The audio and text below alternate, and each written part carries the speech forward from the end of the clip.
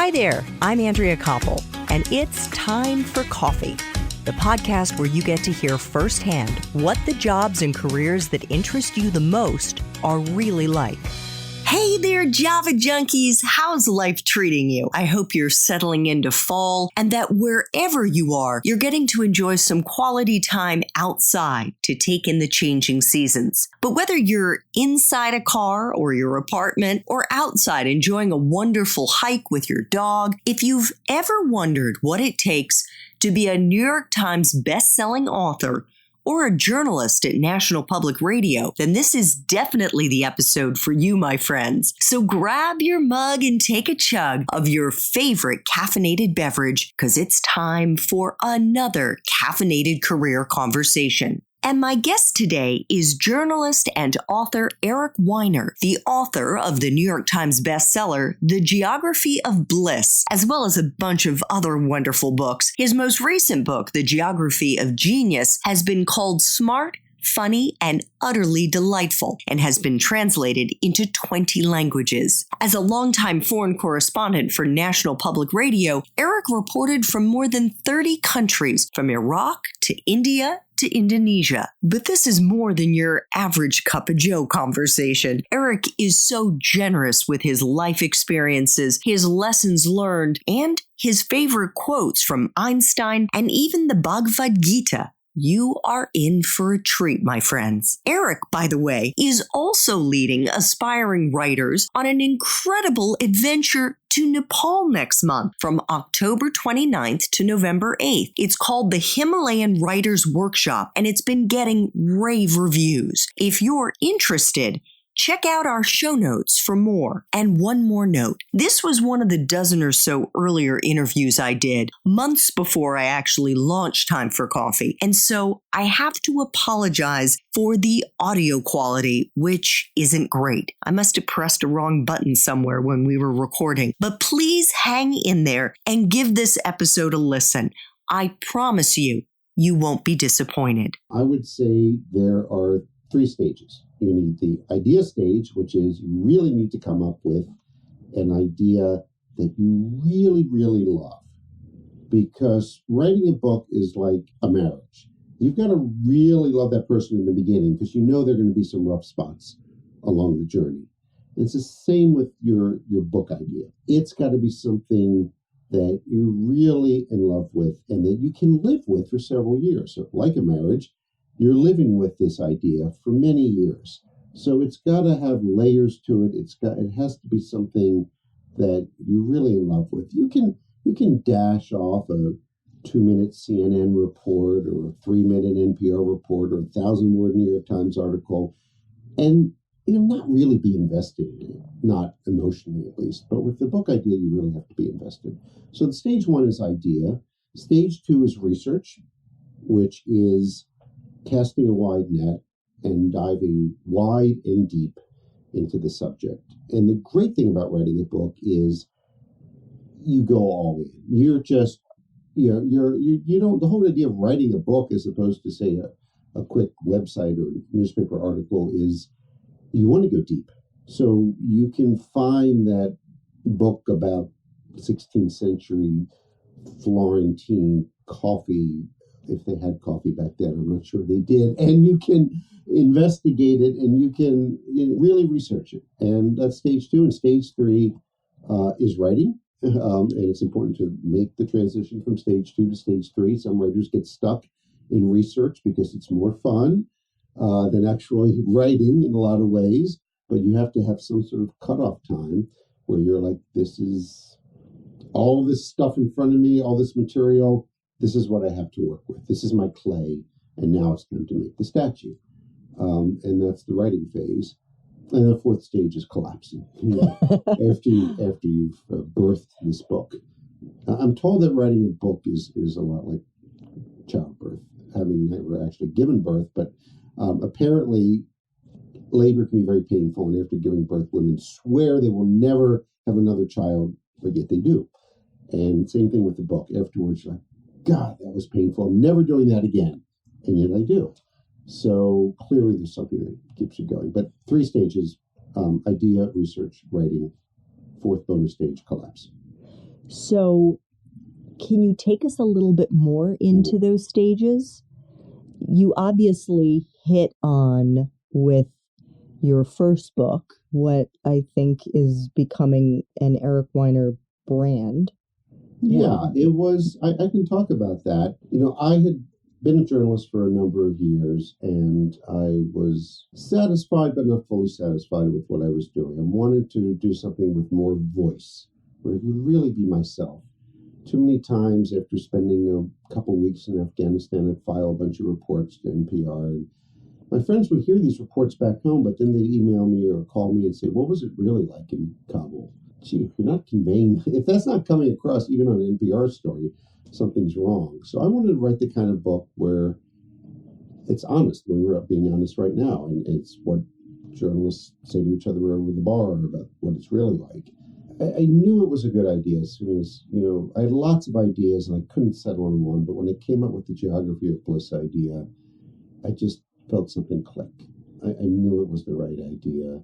Not only did it check off all the boxes, but it seemed like an honest book for me.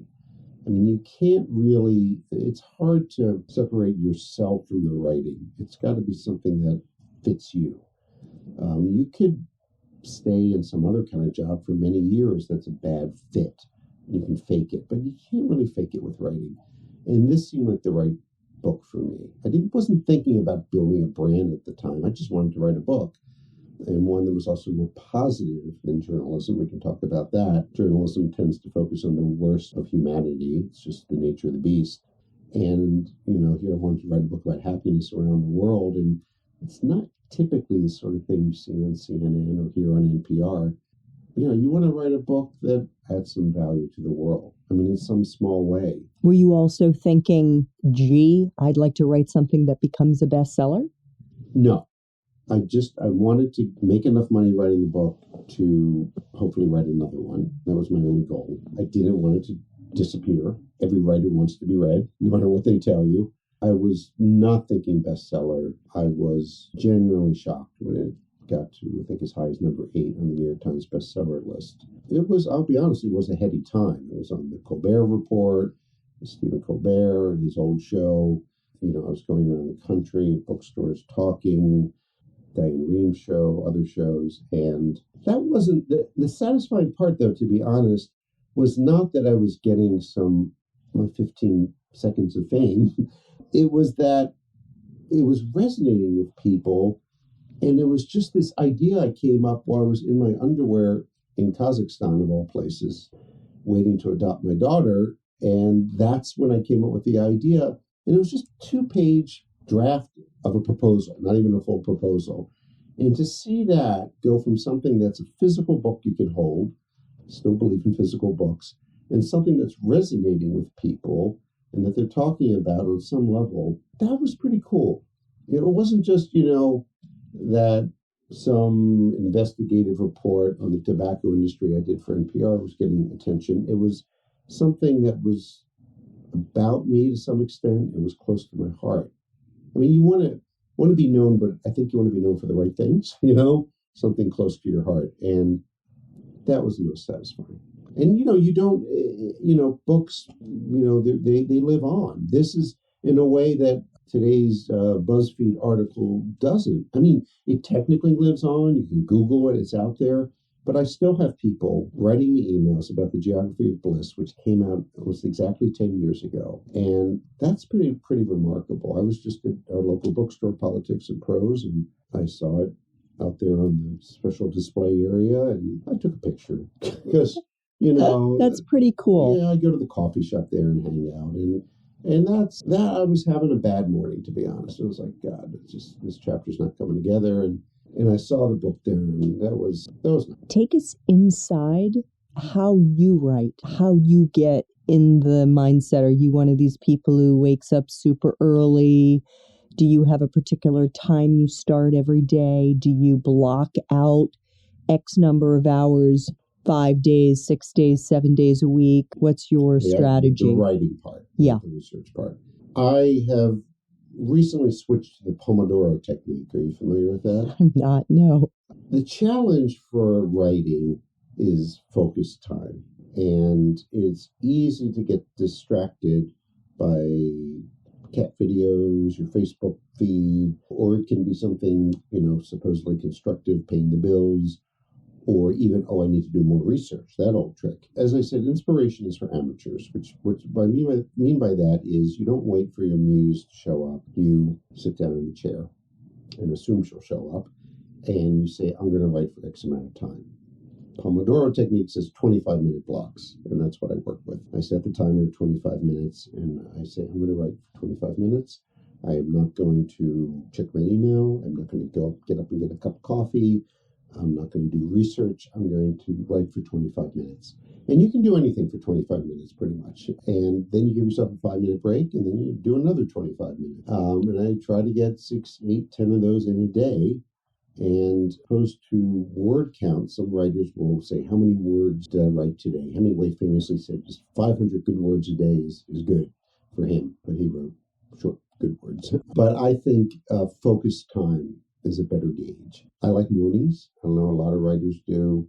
I like to get up early, ahead of the family, the dog, the cat, and sit down and write. Sometimes when it's still dark outside and the whole world's sleeping, and that feels like free time. It feels like less pressure than 2 in the afternoon when everyone's in a meeting somewhere and you feel the end of the day coming like a freight train. So mornings, focus time. Do you feel at this stage, do you trust yourself that it will come, that you've built enough of a track record that even though you're having a bad day, a bad week or more, that I know I'm going to get it? Boy, that's a tough question. I seem to be quoting Hemingway a lot, but one more time. He said, I'm paraphrasing here, because he got stuck too, and that's kind of encouraging to know that Hemingway got stuck, He said, looking out at the rooftops of Paris, I know I've written before, and I will write again. All I need to do is write one true sentence. So looking out at the rooftops of Silver Spring, Maryland, I know I've written before, and I know I'll write again. So in a way, every time you sit down to write, you're facing the blank screen.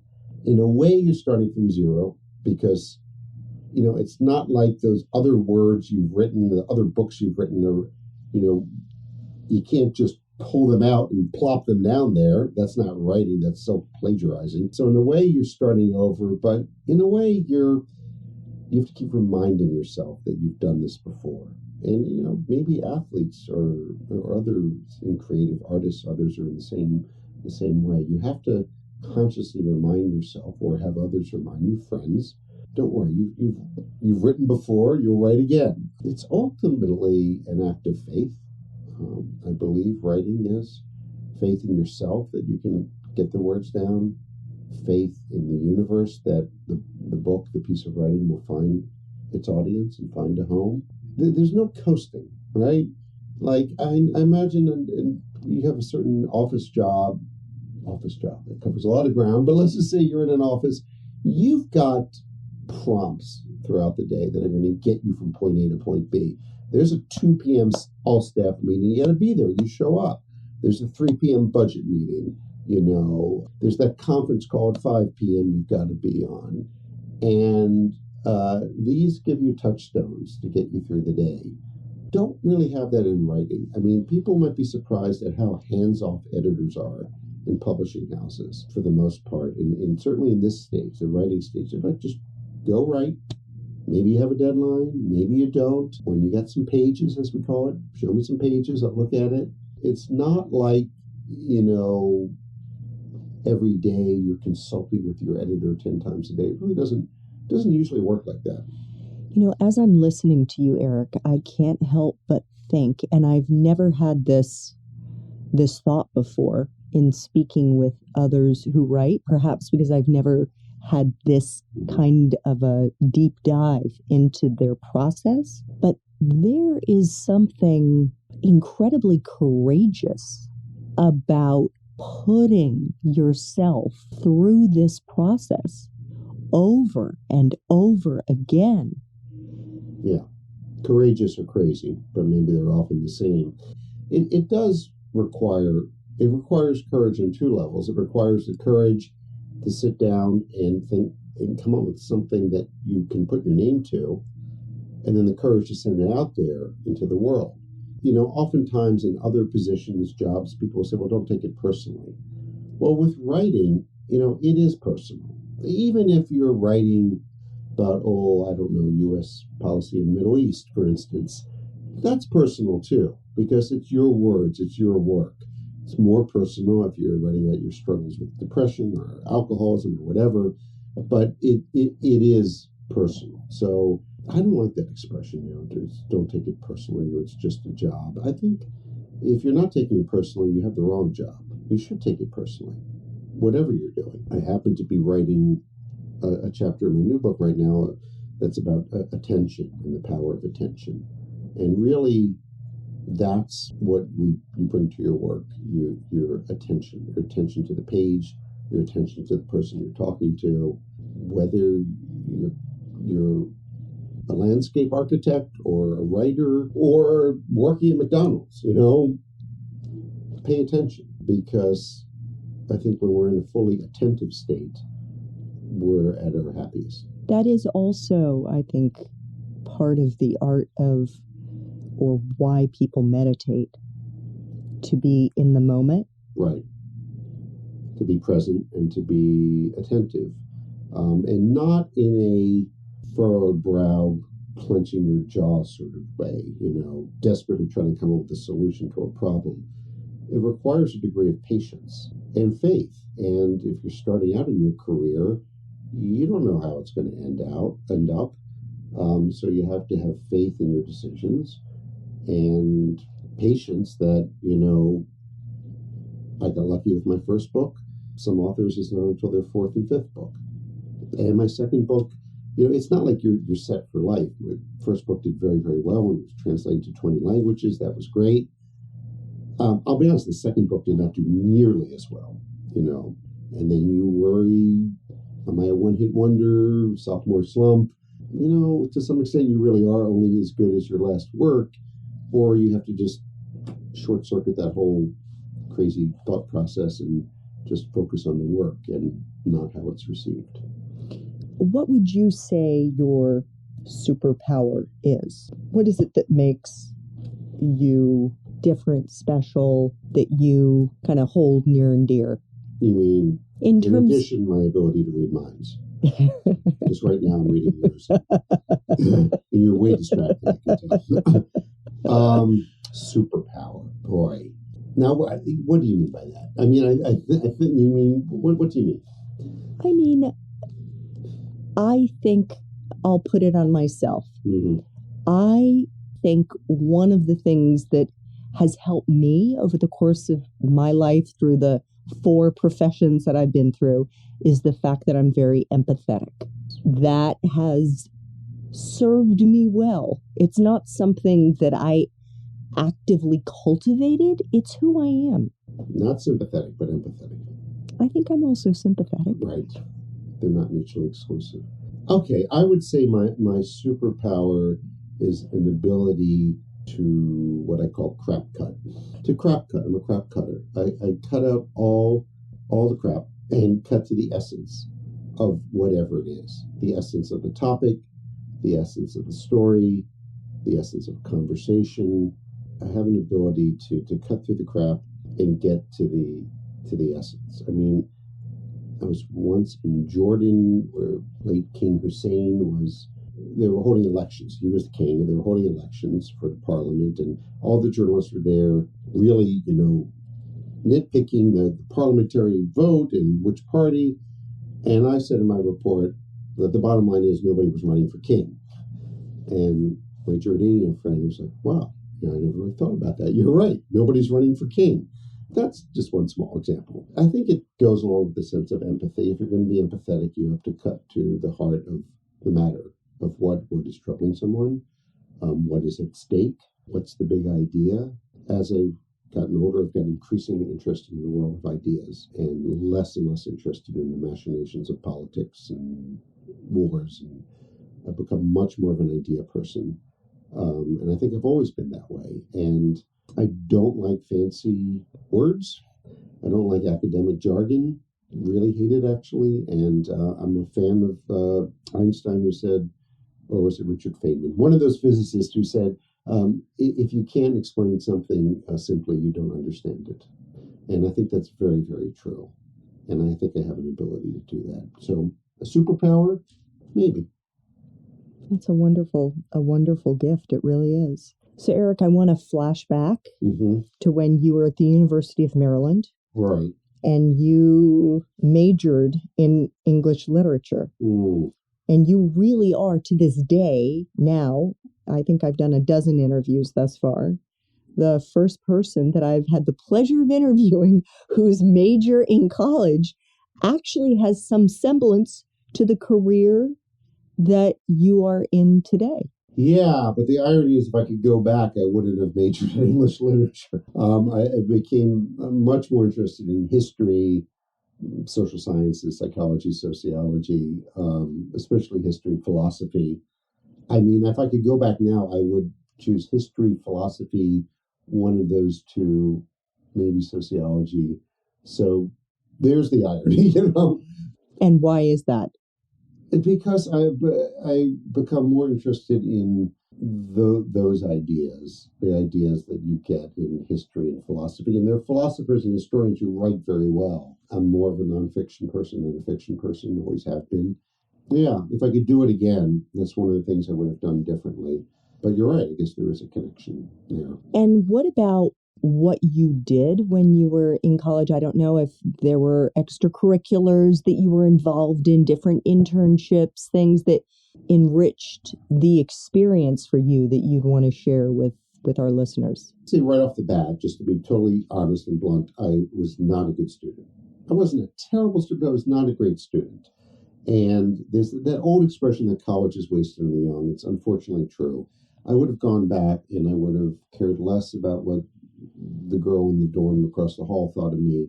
And I would have really done what I'm doing now, which is immersing myself in books and ideas. I don't know why, but I wasn't who I am now in terms of really loving ideas and words. And I had this weird, only really skill I had as a college student is I could fly airplanes. It's a weird thing, but I was flying an airplane. I flew an airplane by myself before I drove a car by myself. And so that was that one thing that distinguished me. I could write an English sentence and I can fly airplanes. And so my first job out of college was naturally with Flying Magazine, the world's most widely read aviation magazine. And did you know, first of all, how did you get that job?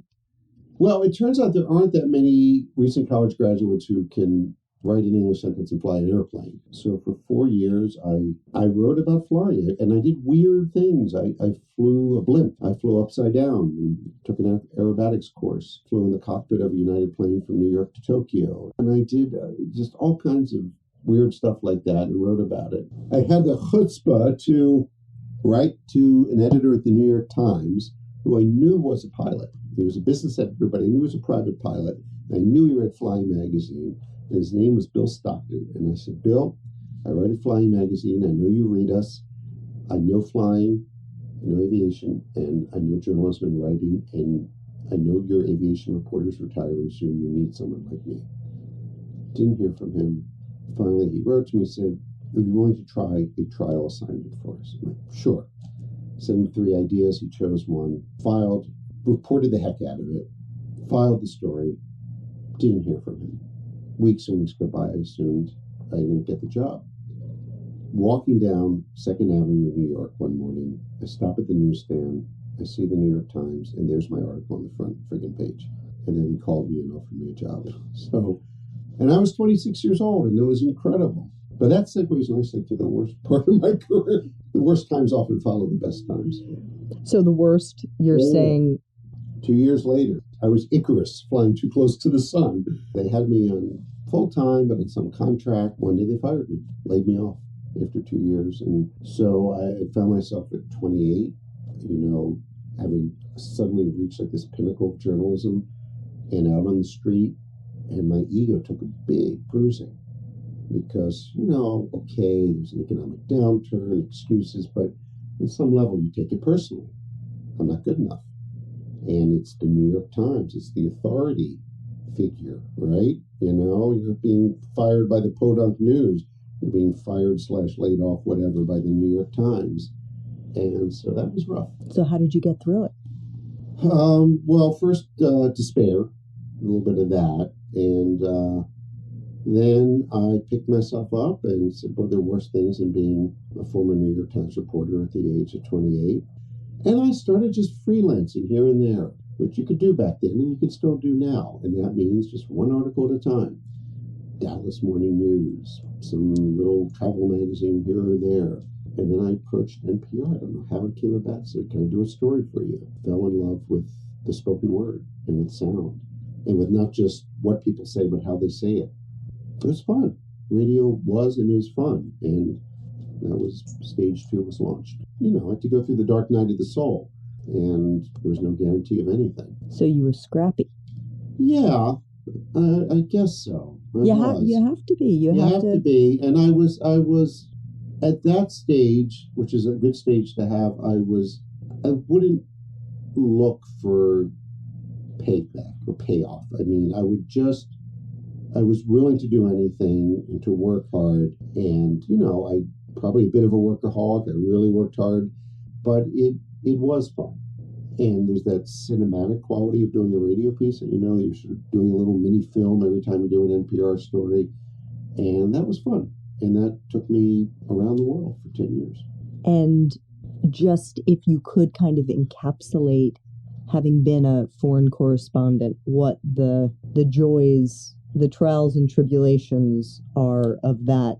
Well, the joys are easy. You're seeing the world and someone else is paying for it. Okay? Let's just get right. Let's just be clear. I mean, you are, but you're not just seeing the world as tourists, right? You're seeing the world up front in a way that really matters.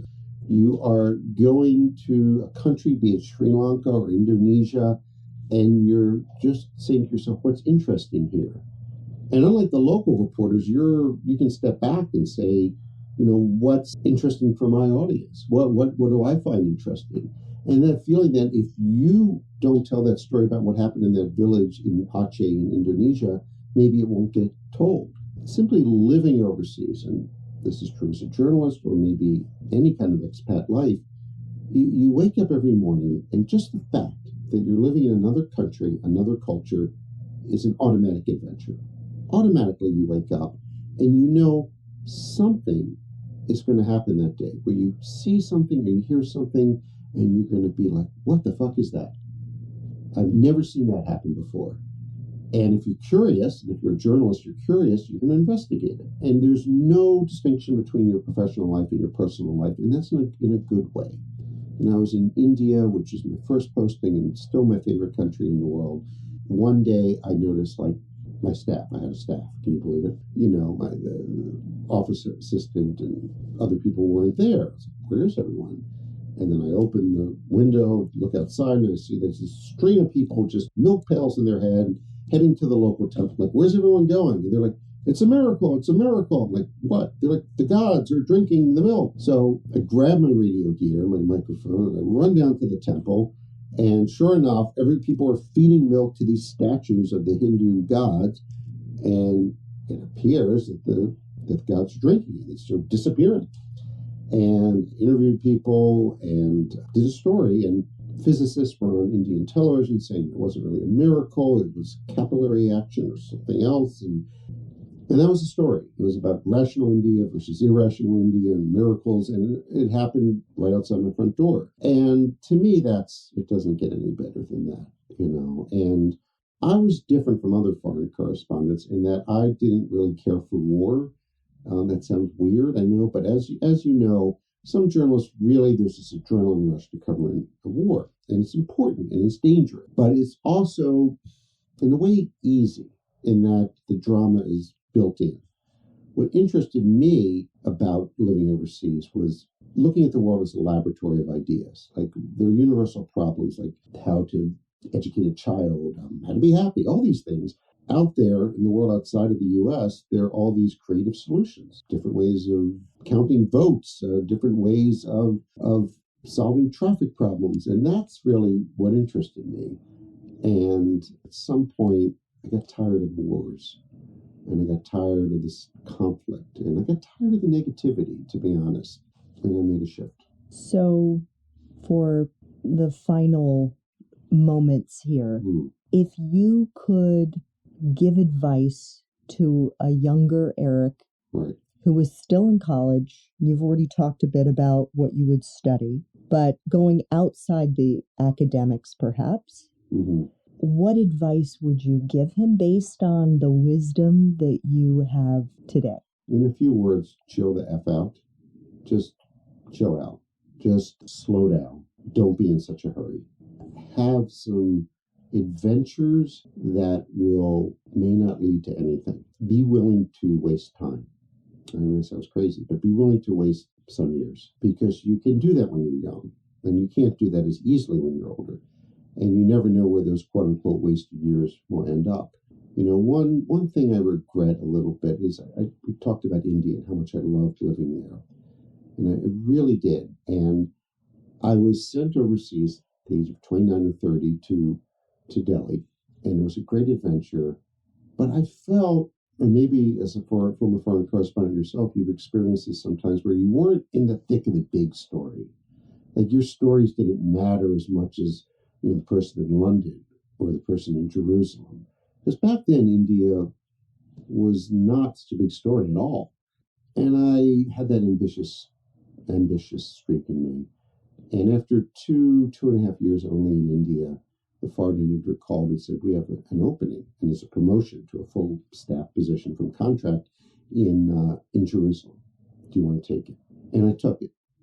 And I took it for the wrong reasons. I took it because I thought it would be better for my career. I thought I'd be more visible. The truth is, I didn't enjoy it as much. The work was grueling. You were under a microscope in the Israeli-Palestinian conflict. It was less of an adventure. Still great. But if I could do it over again, I would say, just, you know what? You love India, stay here.